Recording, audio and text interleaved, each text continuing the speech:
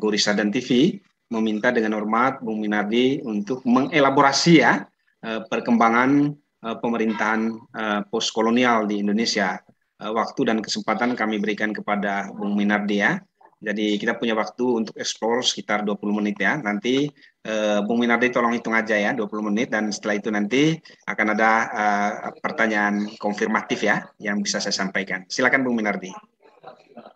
Oke, terima kasih. Selamat siang. Assalamualaikum warahmatullahi wabarakatuh. Selamat siang. Swastiastu, Namo Buddhaya, dan salam kebajikan bagi kita semua. Terima kasih. Saya sangat bahagia ya bisa diajak dan berikan kesempatan untuk menjadi tamu. Tamu terhormat, Mas. Ya, saya senang. Dan selama 20 menit ke depan saya akan menyampaikan ataupun sebenarnya kita kan ngobrol ya, podcast ya sebenarnya. Ya, ngobrol lah. Tapi ada materi yang ingin disampaikan, bukan hanya sekedar ngobrol ngalor ngidul dan gitu. Yaitu tentang pemerintahan desa. Ini kan di situ kan saya sampaikan tentang perjalanan dan status hukum, atau bukan status hukum sih, di tepatnya apa ya? Posisi desa dengan negara itu pasang surutnya kan saya ceritakan di situ. Kalau berbicara mengenai pasca kolonialisme itu kan sebenarnya kalau saya melihatnya itu ada dua sisi. Yang pertama itu pasca kolonialisme itu berdasarkan rentan waktu. Jadi yang akan saya bahas itu berkenaan bagaimana posisi desa dengan negara itu hubungannya itu semenjak proklamasi 17 Agustus tahun 1945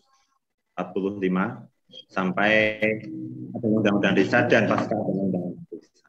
Tapi setelah itu ternyata bukan hanya itu ya. Ternyata ada cara-cara kolonial itu ternyata terindikasi jadi pasca 17 Agustus 1945. Simulasi ya. Ya, tentang kolonialisme dan modernisme pembangunanistik, dan itu ternyata masih bersuasana kolonialisme kan. Tadi saya melihatnya nanti kan rentannya itu berdasarkan waktu dan itu berdasarkan realitas pelaksanaan yang terjadi di tangan di desa-desa. Saya akan mengawalinya itu dengan cerita. Saya memang orangnya cerita ya. Silakan. Itu ceritanya menarik. Ini berkenaan dengan posisi desa dan negara. Saya waktu mungkin kurang lebih 1 pekan yang lalu, saya itu bersama KAUR Kesejahteraan dan Pelayanan di suatu desa di Mbayat, di Sambogem itu. Kalau di desa namanya Mbak Mutin gitu. Sama Pak Pamong itu istilahnya kalau di umum itu menyebutnya KAUR pemerintahan gitu. Itu keliling ke makam-makam gitu. Kemudian menggelitik gitu. Waktu kami mengunjungi suatu makam di Pengging Banyudono Boyolali, Jawa Tengah itu, juru kuncinya tanyanya memang unik. Memang sering kesini ya Mas? Itu karena kuncinya baru gitu. Tapi bukan itu yang saya ceritakan, bukan baru dan mereka juru kunci bertanya. Terus kami kaget tuh, kok tanya gitu Pak? Iya, karena saya juru kunci di sini baru. Jadi juru kunci itu istilahnya penjaga dan yang merawat makam. Gitu. Itu kalau di Jawa, di Madura namanya juru kunci. Gitu. Ternyata juru kunci itu berdasarkan informasi dari Bapak juru kunci tersebut itu ternyata bukan turun-temurun dan bukan ditunjuk. Kadang-kadang kalau juru kunci di berbagai tempat di Jawa dan di Madura itu kan ditunjuk dan berdasarkan istilah tertentu kan gitu. Misalnya bapaknya mungkin juru kunci, dulu mbahnya, kakeknya, terus kakek buyutnya jadi juru kunci terus menerus. Tapi enggak, di sini juru kunci itu dipilih seperti pilkada, seperti pemilu. Ini memang ada semacam coblosan, istilahnya ya. Misalnya kalau di Jawa itu coblosan, nanti memang ada pemilihan. Itu memang menarik karena kalau kita melihat Pengging itu sendiri kan bukan daerah baru, sebenarnya kan desa Pengging itu desa lama dan itu ternyata menjadi kontra oposisi bagi Demak, Sultan Demak pada saat itu. Emang sebelum adanya kolonial masuk ke Nusantara itu beberapa kerajaan ternyata memiliki kontra-kontra dan memiliki pola hubungan tertentu antara negara dengan desa. Seperti kalau yang saya sampaikan tadi di Pengging itu merupakan posisinya secara politik adalah kontra bagi Demak gitu. Dan Pengging sendiri itu kemudian yang mengembangkan budaya musyawarah, kemudian melebar sampai ke tempat saya itu ada namanya Patembayatan itu merupakan lebih menjadi Bung gotong Minardi, royong. minta maaf kalau misalnya diringkas ya, apa sih isu yang paling krusial sekarang? Ini kan desa lagi menghadapi pandemi ya, pandemi COVID-19 ini udah hampir 2 tahun ya. Isu krusial dalam penyelenggaraan pemerintahan desa sekarang itu apa? Ya, kursi sosialnya ya memang saat ini desa tidak memiliki kemandirian dalam menentukan kebijakannya sendiri. Jadi memang pada waktu COVID itu, mohon maaf, Kepala Desa itu membangun berbagai infrastruktur keorganisasian yang itu ternyata dananya bukan dari pusat, dananya itu banyak melibatkan atau mengambil dari dana desa. Memang dana desa yang itu sebenarnya itu dipakai untuk pelaksanaan pembangunan, pemasyarakatan, pemberdayaan pemerintahan di tahun selanjutnya itu ternyata harus dialokasikan, harusnya kemudian ada APBDes perubahan ya, semacam dirubah, ada modus lagi, sehingga anggaran yang disampaikan ke tahun selanjutnya itu harus dialihkan dan dipakai untuk kegiatan-kegiatan insidental COVID-19. Dan termasuk yang begitu apa ya istilahnya itu membuat kegelisahan dari para perangkat desa dan kepala desa pada khususnya itu negara atau pemerintah itu semacam memerintahkan untuk memotong berapa persen untuk ngasih BLT kan gitu. Itu karena nanti kan BLT sendiri dipakai, BLT yang dari dana desa itu kan sebenarnya untuk menutup mungkin ada warga yang belum mendapatkan BLT dari kabupaten, dari provinsi, dan BLT dari mungkin yang dinas sosial seperti itu. Nah, itu realitas yang terjadi di beberapa daerah, beberapa desa, beberapa kecamatan itu kabupaten cuma merintahin, kabupaten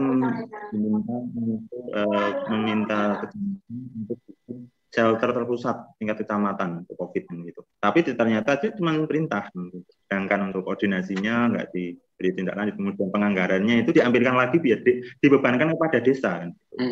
Seperti satu shelter itu kalau desanya itu ternyata satu kecamatan itu ada 26, ya semuanya dipukul rata iuran 5 juta. Tapi kan kendalanya ada juga desa yang tingkat penderita COVID-nya atau baik yang terpapar maupun yang positif dengan terindikasi itu kan bervariasi. Ada desa yang memang luas wilayahnya dan yang menderita itu banyak. Sehingga memang desanya itu tidak bisa mengembangkan bikin program-program pembangunan, pemberdayaan, pemasyarakatan maupun pemerintahan yang sudah dirancang kemarin. Tapi istilahnya itu desa udah habis anggarannya, dana desa yang diberikan yang untuk penanggulangan COVID-19. Itu memang yang saat ini kalau saya belum mengatakan bagaimana desa kemudian mengembangkan dan memproteksi masyarakat yang mungkin jualan warung, kemudian mereka yang petani, itu saya belum mengatakan, tapi bagaimana ini masih dalam kondisi pelaksanaan tanggap daruratnya, itu prosesnya seperti itu. Desa yang terbebani. Terima kasih, Pak. Oke, Bung Minardi ya, misalnya satu kasus ya di Desa Pangungharjo ya, itu kan penderita COVID-nya cukup banyak ya, dan pemerintah desanya itu menjadi pelopor terdepan ya dalam mengambil langkah-langkah strategis ya. Jadi ada 3 langkah strategis yang dilakukan oleh pemerintah desa. Yang pertama itu adalah melakukan musyawarah ya terkait dengan realokasi anggaran pendapatan belanja desa untuk sekitar 10% ya sampai dengan 30% untuk dialokasikan kepada masyarakat ya yang terkena COVID ya, bantuan kepada masyarakat yang terkena COVID ya. Kemudian yang kedua membuat program-program yang strategis ya yang bisa menyelamatkan masyarakat di saat pandemi COVID ya.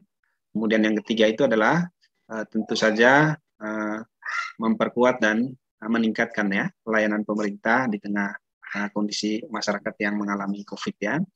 Nah di desa yang terkait dengan advokasinya Mas Minardi itu ada nggak yang kayak gitu?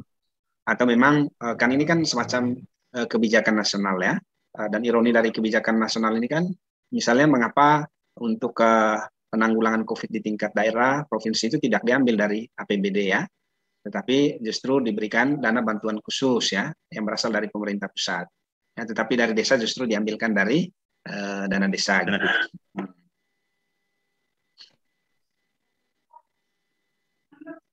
Halo, siapa? Ya, gimana? Oke. Kalau selama ini di khususnya desa yang saya lihat, karena kan saya lihat beberapa desa, masuk bagaimana mereka itu menang tangkap dalam COVID-19, itu selama ini program yang dilakukan oleh desa lebih kepada program-program tanggap darurat. Jadi memang ada COVID, namun bagaimana itu mengurangi ataupun melindungi informasi. Sedangkan inisiatif-inisiatif yang lain itu sebenarnya belum muncul di desa-desa kan itu. Baru saya lihat itu ada salah satu desa di daerah Merapi itu, karena waktu itu desanya, mohon maaf, ada yang meninggal positif COVID-19 ya, sehingga dia jenazahnya kan kasihan, dan memang tidak langsung dimakamkan, harus menunggu tim dari kabupaten, BPBD kabupaten, kemudian dari Pak Kepala Desa sendiri kemudian mengusulkan bagaimana ke BPBD kabupaten, bagaimana dan standarnya gimana biar langsung dimakamkan, nggak usah menunggu dari kabupaten, BPBD kabupaten, karena kondisi memang saat itu yang meninggal dunia karena COVID itu ternyata banyak banget, sehingga keteteran masalahnya itu, sehingga inisiatif untuk pemakaman secara, mohon maaf, level desa itu memang jarang dan belum, itu kalau dalam hal penanggulangan seperti itu. Dan emang begitu, ya, saya jadi keheran ya, mengapa untuk program-program misalnya itu anggarannya itu kan memang diambil dari desa maupun dari negara ya, dari APBN, sehingga memang, mohon maaf, daerah itu cuman klaim gitu, dan cuma memerintahkan untuk bikin shelter. Apakah itu karena bargaining pemerintah desa itu kurang atau bagaimana, Mas? Dalam kondisi pandemi itu kayaknya bargaining pemerintah desa itu lebih lemah ya dibandingkan dengan pemerintah kabupaten atau pemerintah provinsi ya. Sehingga kebanyakan masyarakat yang mengalami COVID itu anggarannya diambil dari anggaran pemerintah desa ya, anggaran desa ya, dan desa. Ya, bukan cuma itu Pak. Kemudian muncul